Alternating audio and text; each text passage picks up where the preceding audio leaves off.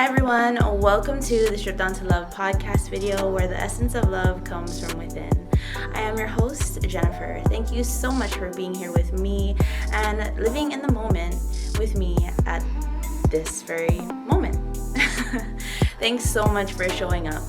You're not only showing up for me because I am just a host. I am irrelevant, but you are relevant. So thank you for showing up for you. Yes, you may hear G Money in the background breathing very hard, or how he is. And I will see if he behaves. Otherwise, you'll have to switch rooms, G Money. Anyway, thank you so much again for being here with me and enjoying this very moment. So today's episode is all about pain. I haven't actually come up with the title because I'm recording this right now, and it was just a thinking about pain. So as you know, I am a family nurse practitioner and deal with people who are having health issues, mental health, physical health, and we want them, we want everyone to heal, and that is our intention. And so what I see on a daily basis are not happy and healthy people. There is a specific concern, whether it be having a rash or dealing with a loss of a loved one, right? So physical pain as well as mental pain. What else can I say? Yeah. So again, I haven't really figured out the specific title that I'm gonna, put this video under, but we are gonna jump into the ideas, thoughts, and pain that can be overwhelming, and the emotional pain can eventually cause physical pain and physical manifestations with this meat suit that we have. All right. So I think I talked about this in previous episodes. I can't remember which one exactly right now. But yeah. All right. So let's take a deep breath and let's start the beginning meditation so that we can get into a receiving mode and we can be open to the knowledge that comes up during this video here. Okay?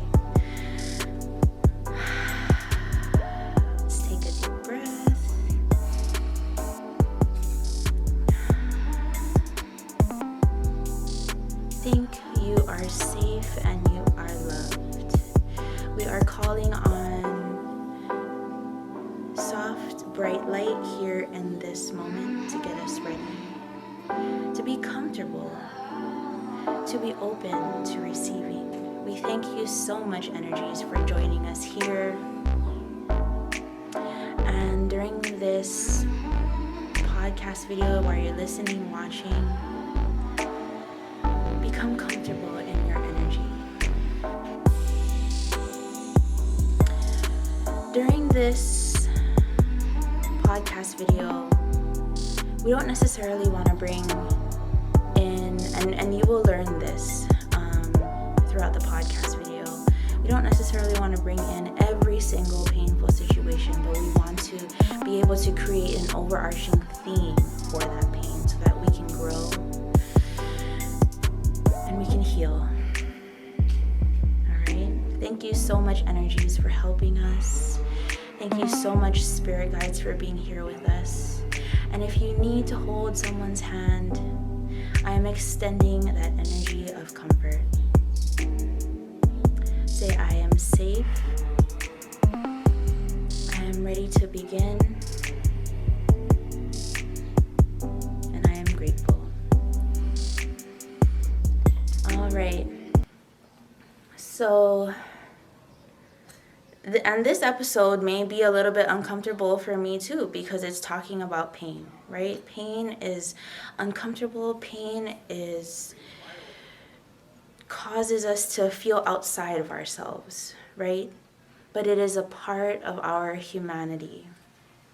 So long in my human experiences, pain has accompanied my daily life. I've used my pain to push me forward to reaching goals. I used my pain as fuel to get to where I wanted to in my mind, here in this realm of earth, right? But why do we have to use pain as our fuel? Why can't we use hope, happiness, and love and create yummy, beautiful experiences to get us to the next experience? And so if you listen to Life and Risks, the 4-part series, as well as Life is an Adventure, I talked about how we want to be open to that pathway and be able to gather beautiful surprises, so that we can instill and infuse those experiences along the way to infuse our next goal and idea much quicker and easier and with happy energies, and it just goes back to me, infusing my pathway and using the fuel and the fire as my pain to reach that next goal and to be out of a specific situation that I am in. Why can't we use love, hope, and happiness to fuel our fire? Well, you always can. We have options. Remember, we always have options, okay? There's always an or situation. Don't allow yourself or anybody else to tell you that one way is it. There's always an or, there's always another solution. And choose a solution that feels good for you. Not pushy, not through anger, but makes you feel wholesome in here, in your intuition, okay? You can't really see it because it's below the camera. But anyway, so there comes a time where we can put that medium of anger, that pain down. Why do we have to use anger and pain as a medium to get to through life? We don't have to, like I just said. Using love and hope rather than trauma allows us to leave baggage behind and reach for newer heights of self-love. So our inner soul and being was born of love. You said, okayed it to be here. And you agreed to be here. And you were of the utmost love when you came here. Okay? So sometimes we get so caught up in our earthly being, right? And that we start to become outside of ourselves. That is what pain and anger, if we don't look at it through a perspective of love, will do. We will start to separate ourselves from our inner being, our intuition, and be so far out there in the wilderness that we start to separate ourselves from healing, from growing with and alongside our intuition. A lot of people think we must let go of pain, but how do we, right? That was always my question too. Like, how do I let go of this pain? How will we do this? Don't let go of it until you've explored it through a lens of love and compassion. Once you explore pain through a lens of love and compassion, you start to go deeper within yourself and further into your intuition, connecting yourself deeper inside, where the answers in love have always been, and they always will be there. Okay? Exploring a situation with the lens of love will pull out information from your intuition to create awareness inside of yourself. And you will be able to love that situation. You will be able to say thank you, situation. Thank you, pain and sadness, for helping me grow. These situations and this pain doesn't come up out of nowhere.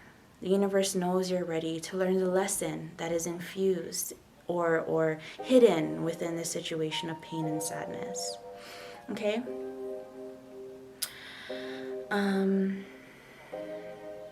and embrace that situation, love that situation just a little bit more, because it's a gift from the universe. It was placed there for you to learn the lesson in it, okay? Pulling it closer and finally being able to release it with love, leaving it in a specific time and place, and not carrying that pain with you anymore, which was once pulling you down, holding you in a specific vibration, where maybe that pain was just pulling more painful situations to you, right?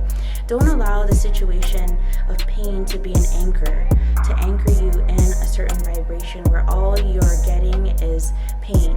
Any way you turn is painful situations. Okay? Recognize the pain, recognize the sadness, acknowledge it.